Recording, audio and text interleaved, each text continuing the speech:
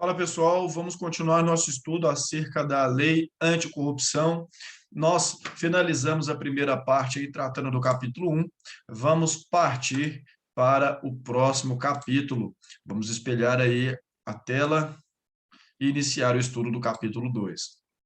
O capítulo 2, ele traz a respeito dos atos que causam lesão à administração pública nacional ou estrangeira propriamente dita. Então, nós teremos aqui a definição do que seria um ato de corrupção.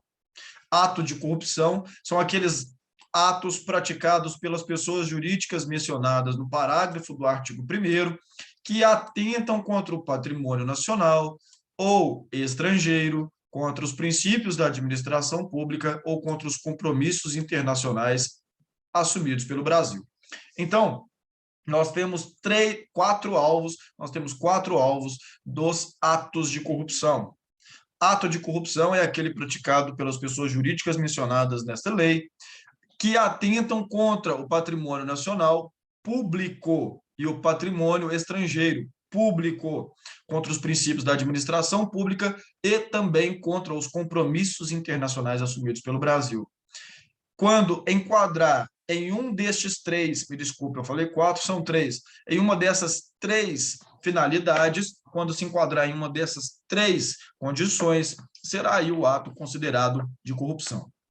E aí teremos os atos que prometer, oferecer ou dar direto ou indiretamente vantagem indevida a agente público ou a terceira pessoa a ele relacionada, também conhecido aí por corrupção ativa, né? Será ato de corrupção. Aquele que comprovadamente, ou seja, tem que ter contraditória e ampla defesa, comprovadamente financiar, custear, patrocinar qualquer ato aí, né, dos atos ilícitos praticados nessa lei.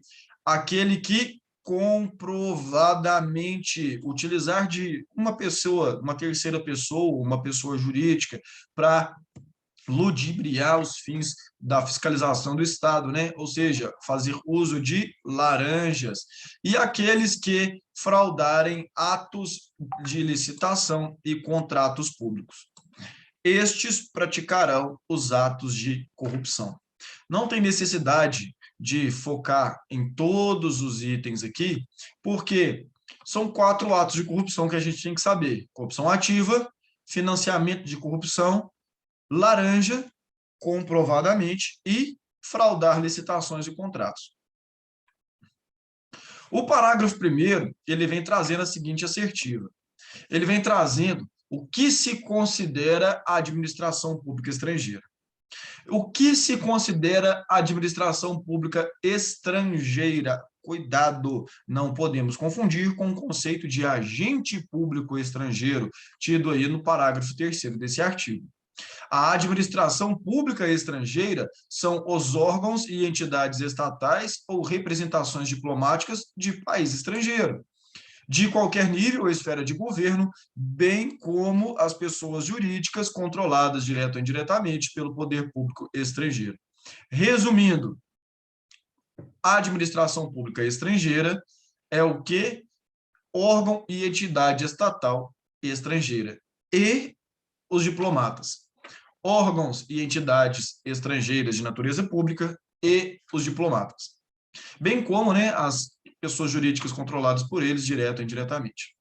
E aí vem uma pegadinha maliciosa de prova. Ela vem falando que equipara-se à administração pública estrangeira às organizações públicas internacionais. E a prova de vocês vem falando o seguinte: enquadra-se no conceito de administração pública estrangeira os órgãos e entidades públicos estrangeiras, os diplomatas, né, as representações diplomáticas, e bem como as pessoas jurídicas controladas por eles, direto ou diretamente, incluindo-se os órgãos públicos internacionais, as organizações públicas internacionais. A questão vai estar errada. Por quê? Organização pública internacional não é administração pública estrangeira. Ela tem tratamento equiparado. À primeira vista, Parece, né, que a gente está falando burrice. Espera aí, é assim, não tem como. Mas a prova, ela é um pouco maliciosa. Quando ela vem falando o seguinte, lá no direito penal, misturado um pouco com o direito constitucional, daí vinha a seguinte pergunta: são crimes hediondos, tortura, terrorismo, tráfico? Você vai responder que está certo ou que está errado? Que está errado. Eles não são hediondos, mas são equiparados a hediondos, ou seja, tem tratamento semelhante. É a mesma coisa aqui. Organização Pública Internacional não é administração pública estrangeira, não é. Apenas tem tratamento equiparado. Respondam sem medo na prova e vocês vão acertar a questão. E aí, vamos tratar o conceito de agente público estrangeiro. Desculpa aí pelo zap. Agente público estrangeiro. O agente público estrangeiro, para os fins dessa lei, é aquele que, de forma resumida, é aquele que exerce qualquer função pública em órgão ou entidade pública estrangeira, independentemente se o vínculo é transitório ou não, independentemente se recebe ou não remuneração. Semelhante, bem semelhante ao conceito aí de agente público nacional, né? Então, cuidado, será considerado agente público estrangeiro, ainda que ele exerça a função transitoriamente, ou seja, não necessita de um vínculo permanente, e sem remuneração. Quer dizer que ele pode exercer uma função pública estrangeira sem remuneração ou recebendo ela. De qualquer forma, ele será considerado agente público estrangeiro. E aí, passamos para a responsabilização administrativa. Eu vou dar um pause aqui e inicio no próximo vídeo.